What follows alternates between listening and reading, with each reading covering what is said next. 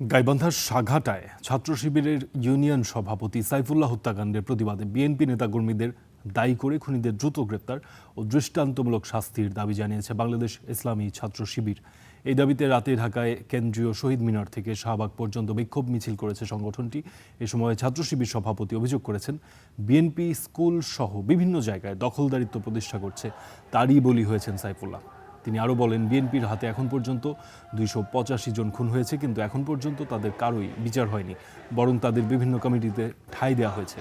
ক্ষমতার মোহে খুন, সন্ত্রাস ও দখলদারিত্বের রাজনীতি বন্ধ না হলে এর পরিণতি শুভ হবে না বলেও হুঁশিয়ারি দেন শিবির নেতারা।